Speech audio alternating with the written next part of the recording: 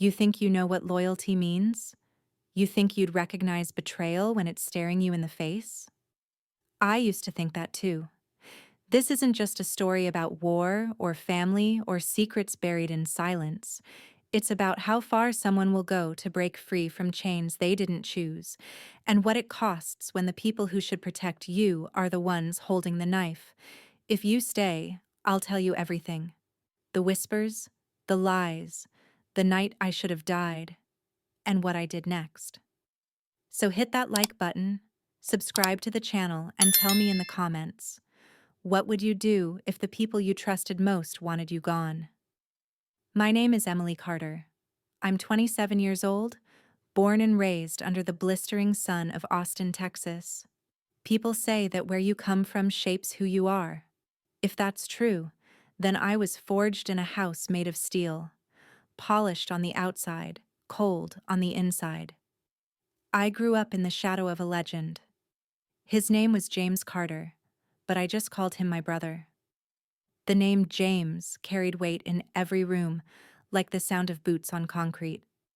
He was everything my father believed mattered: strong, fearless, the kind of soldier who looked like he'd stepped out of a recruitment poster. I was the other one, the afterthought, the quiet one, the one with ink stains on her fingers instead of mud on her boots. From as far back as I can remember, I loved words, their shapes, their meanings, the way they could build bridges or burn kingdoms down. I loved how a single sentence could unlock a mind, or break it. My father didn't see it that way.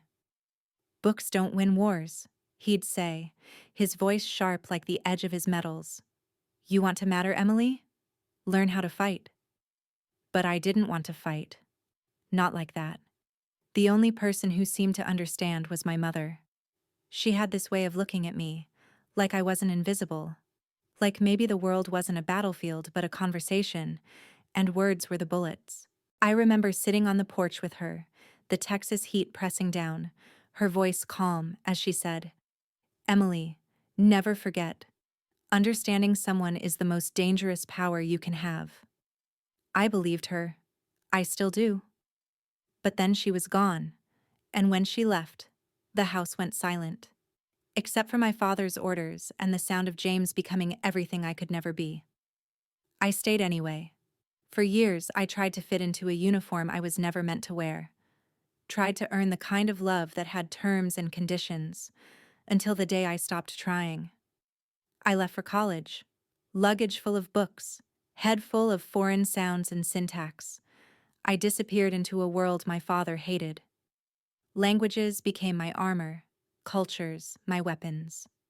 I studied the subtle art of listening, really listening, because I knew someday, somehow, it would matter. Funny thing about leaving home, you think distance will cut the strings, but it doesn't.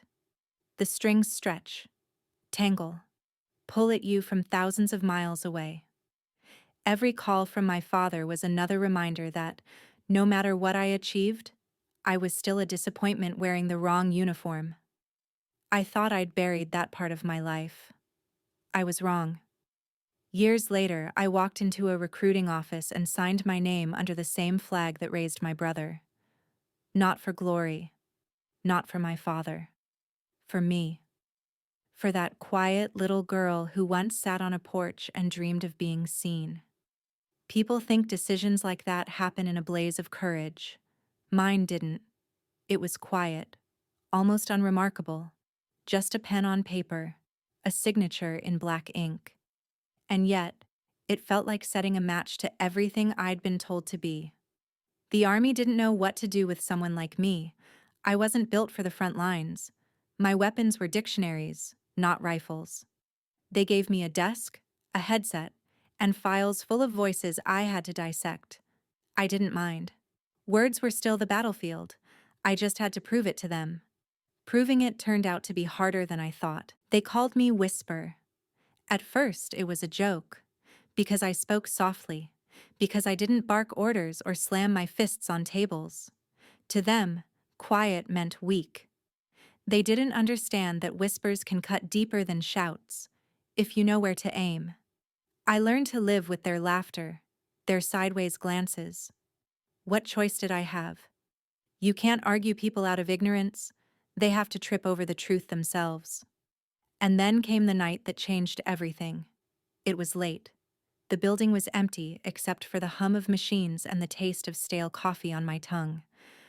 I was knee-deep in an intercepted transmission when a voice broke the silence.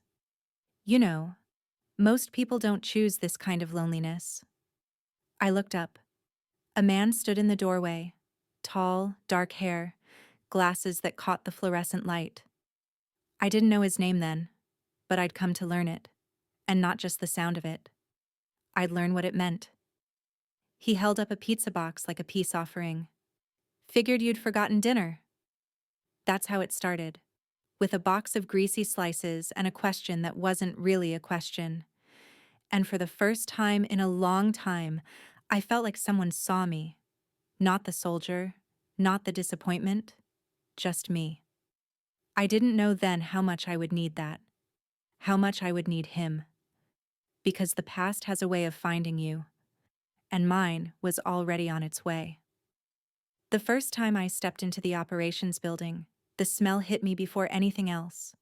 Burned coffee, gun oil, and something colder, metallic, like secrets welded into steel walls. The corridors were long and narrow, lined with faded photographs of men who'd died with flags over their coffins. They stared down at me as if they knew I didn't belong. Belonging. Funny word. I thought enlisting would make me feel it. It didn't. If anything, it was like stepping into a language I barely understood, one made of clipped orders and locker room bravado. I wasn't fluent in that kind of noise. They put me in signals intelligence, tucked away in a room full of screens and voices that didn't match faces. My job was to listen, translate, decode, the invisible war that doesn't make headlines. It should have felt important. Instead, it felt like isolation in uniform. The others noticed me, but not in a way that mattered. They called me Whisper, because I spoke softly, because I didn't fight back when they joked that I was a bookworm playing soldier. I let them laugh. They didn't understand that the quiet ones always notice everything. Most nights, I stayed late, drowning in patterns and phonetics while the rest went out drinking. Maybe I stayed because I liked the silence, or maybe because part of me still thought, if I work harder, if I prove myself, maybe someone will finally see me. That night, the pizza changed everything. His name was Daniel Brooks. I learned that when he set the box down on my desk, uninvited, like he belonged there. He was calm in a way that made other people seem loud. His shirt sleeves were rolled up, his badge hanging loose from a lanyard, his hands steady as he opened the box. "Pepperoni," he said, like it was some kind of offering to a god he didn't believe in. "Figured you'd forgotten dinner." I didn't forget. I lied. My stomach growled, betraying me. He smiled. Just a flicker. Barely there. "Sure." Then he sat in the chair opposite mine, like he wasn't asking for permission. Like maybe I didn't have to eat alone anymore. We didn't talk much at first. He didn't fill the air with meaningless chatter like most people. He just sat there, quiet, letting the hum of the monitors and the low crackle of intercepted audio wrap around us. For some reason, that felt safe. When he finally spoke, it wasn't small talk. "You ever wonder why we do this?" I stared at him. "Do what?" "Listen to voices we'll never see. Break codes most people don't even know exist. Spend nights in rooms that feel like vaults." His tone was thoughtful, almost like he was asking himself. "Because someone has to," I said. "And that's enough for you?" His eyes met mine then. Dark, steady, searching. I didn't answer because I wasn't sure. After that, he stayed. Not every night, but enough that I started to expect it. Sometimes he brought food. Sometimes just coffee. Sometimes nothing at all. Just himself and the quiet comfort of someone who didn't need to fix me, only to sit beside me while I worked. Weeks passed. My name stopped feeling like a joke on their tongues and started sounding like a whisper on his lips. Still, I told myself he was just a colleague, just a friend, because in this world, attachments are liabilities. Or so they teach you. I believed that once, before everything changed. The call came on a gray morning, the kind where the sun doesn't bother to rise. I recognized the voice before I even picked up. My father's, sharp as ever, cutting straight through the static. "Emily," he said. "No hello. No how are you. We need you." We. That word again. The word that always meant him and James. Never me. "I'm in the middle of a shift," I said, keeping my tone flat. "This isn't optional." His voice dropped lower, like the weight of it could pin me where I stood. "Family comes first. You remember that?" I didn't answer right away. My throat felt tight, like the air itself had turned to wire. "What do you want?" His pause told me everything. This wasn't a favor. It was an order. "I'll send the details," he said. "Don't make me explain why." And just like that, the line went dead. I stood there, the receiver still warm in my hand, heart pounding hard enough to drown out the noise of the room. For years, I'd thought distance made me safe. Turns out, you can leave home without ever really leaving its chains. That day, I told myself it was just a call. Just words. I didn't know then that it was the beginning of the end. That every secret I'd ever kept was about to turn against me, and the people I trusted most would be the ones holding the knife. I told myself I wouldn't call him back. That I could ignore the weight in my father's voice, the chain he'd just looped around my neck. For 2 days, I kept that lie alive. 2 days of stale coffee, flickering monitors, and Daniel's quiet presence across the desk, pretending not to notice the storm behind my eyes. But lies don't last in places like this. They crack under pressure. The file came in a plain envelope, slid under my apartment door sometime before dawn. No name, no return address, just a single word scrawled across the front in bold black ink. Family.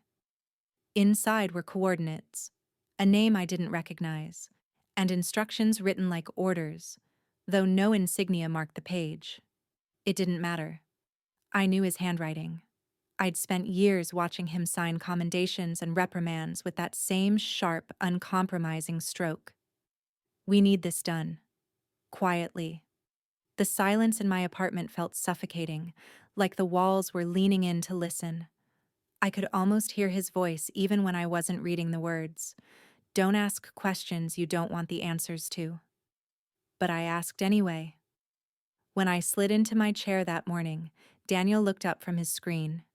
His eyes flicked to the edge of the file peeking from my bag. "That new assignment?" he asked casually, too casually. "Something like that," I said, forcing my tone light. He studied me for a second longer, like he could read the truth in the muscles of my face.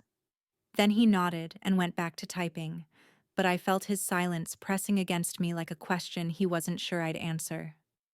The mission looked simple. On paper. A low-level asset suspected of leaking intel. My task: intercept a meeting, confirm identity, report back. That was it. No extraction, no contact, no complications. Except nothing about this smelled like routine. For one thing, why me?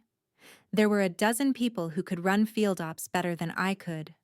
My strength was analysis, not surveillance. For another, the timeline was tight, almost desperate. And then there was the last line of the note, handwritten beneath the typed orders. "You'll understand when it's done." Understand what? I didn't ask. Not out loud. I packed my gear, kept my head down, and boarded the transport like a good soldier. Because that's what I was supposed to be, wasn't it? A Carter. A name that meant loyalty before logic.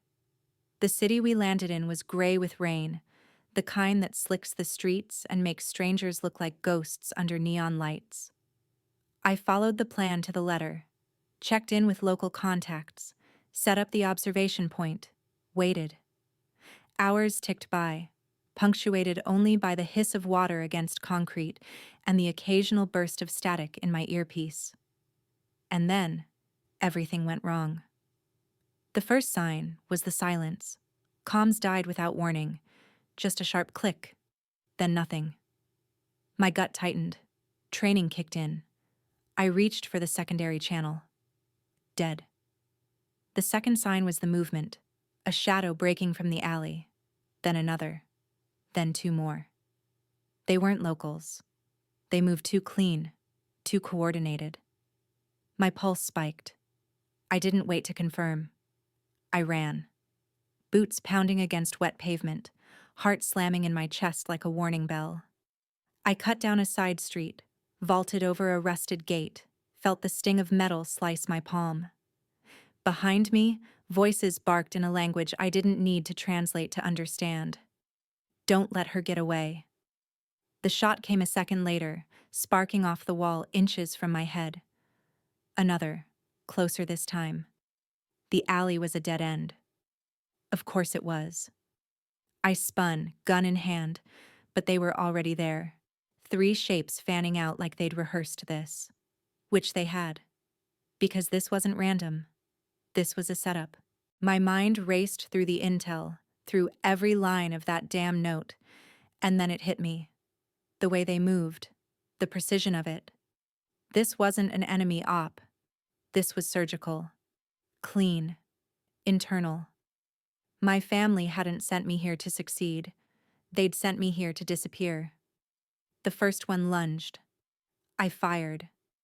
The recoil jolted up my arm, the shot tearing through the night. He dropped. The others didn't flinch. They came harder, faster. The next few minutes blurred into a storm of fists, boots, gunfire, pain. I don't remember how many I dropped. I don't remember hitting the ground, tasting blood, feeling the weight of a knee drive into my spine.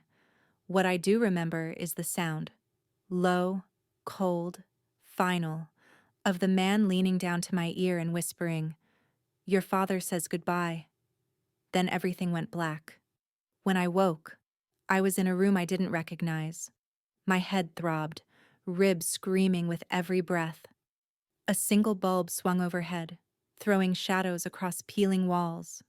My wrists were bound, but sloppily. Whoever tied them underestimated me. I tested the knot. Pain shot up my arm, but the rope gave just enough. I could work with that. I had no idea where I was, how long I'd been out, or who would walk through that door. But I knew one thing with absolute clarity. They'd tried to erase me. My own blood. My own name. And if they thought I'd die quietly, they'd forgotten what a whisper can do. I don't know how long I worked that knot, only that pain kept me conscious. Pain and anger. They were my oxygen. Every pull shredded my skin, but I didn't stop. Because the only thing worse than dying in that room was dying silent. The rope gave. Slowly, then all at once. My wrists burned as I slipped free, but I didn't care. Freedom wasn't enough. I needed leverage. I scanned the room. A rusted chair, broken glass near the corner, a pipe jutting from the wall like an invitation. Crude tools, but enough to turn prey into something else. By the time the door opened, I wasn't in the chair anymore. The man who stepped in didn't have time to finish his sentence before the pipe came down on his skull. He crumpled. I took his gun, his jacket, and whatever courage I had left. I moved like a shadow through that building, every step a silent promise. You tried to erase me, now I'll rewrite the story. Outside, the rain hadn't stopped. It slicked the streets, blurred the neon lights, turned the city into a maze of reflection and smoke. I ran through it like a ghost set on fire. By the time I reached a safe zone, a hollowed-out subway station used for emergency extractions, my body was a map of bruises and blood. My comms were gone, but I had one number memorized. One person I trusted enough to risk everything on. Daniel. The call barely rang once before his voice broke through, tight with something I'd never heard from him before. Fear. Emily? Jesus, where? No time, I cut in. My voice was raw, alien to my own ears. They tried to kill me, Daniel. My own father. James. It was them. Silence. Heavy, like he'd been expecting it and praying he was wrong. Where are you? He asked. Off-grid. Not for long. I'm coming to you. No. The word tasted like iron. Don't. Not yet. I need proof. I need everything. Because truth is useless if it dies in the dark. And I'd spent my whole life in shadows.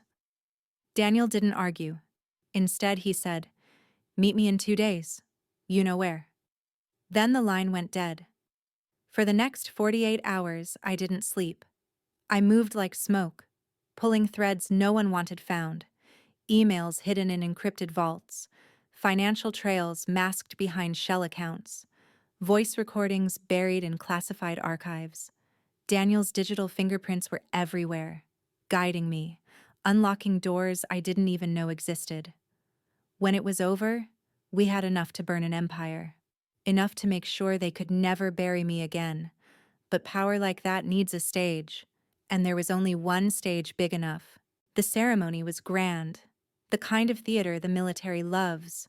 Rows of uniforms like polished steel, cameras flashing, the anthem swelling under a sky too blue to feel real. My father stood at the center, chest heavy with medals, a smile carved from stone. Beside him, James looked every inch the hero they'd built him to be. I walked in like a ghost no one expected to see. For a moment, the air seemed to shatter. Eyes widened, mouths froze mid-word, and then whispers started, the kind that slice deeper than screams. Emily Carter. Someone breathed, like saying my name might break a spell. My father's face didn't move, but his eyes told the story. Rage, fear, calculation. I didn't give him time to speak. I climbed the steps, every click of my boots loud enough to echo. The screen behind the podium flickered to life. Not with their curated images of valor, but with the truth. Signatures authorizing illegal ops, wire transfers tied to foreign accounts, voice recordings where loyalty sounded like a death sentence. You'll take care of it. Quietly. She's a liability now.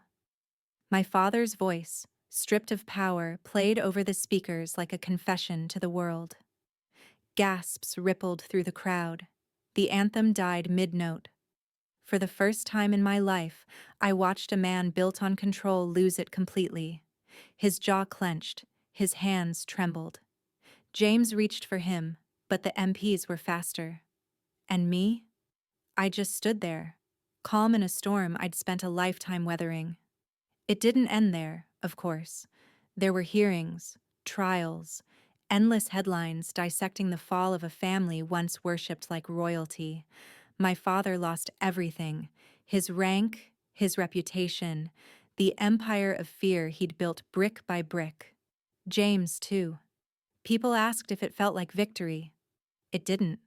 It felt like standing over ruins you never wanted to build in the first place.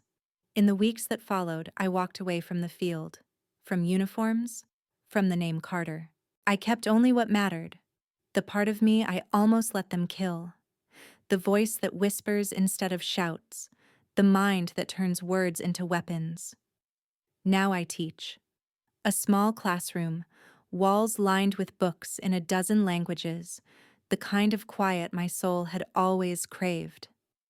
Above the door hangs a single plaque, the whisper room, once an insult, now a badge of honor. Sometimes, late at night, I sit at my desk, grading papers while rain taps against the glass. There's a photo on the corner. Me as a little girl, legs curled on a porch, a book open in my lap, sunlight in my hair. My mother took it. On the back, in her handwriting, are 5 words that feel like prophecy now. Understanding is the sharpest blade. I smile when I see it. Not because I won, because I survived. Because I finally understand the truth I'd been chasing all my life. You don't have to be loud to be powerful. Sometimes the quiet ones change everything. And for the first time in years, the silence doesn't feel empty. It feels like peace.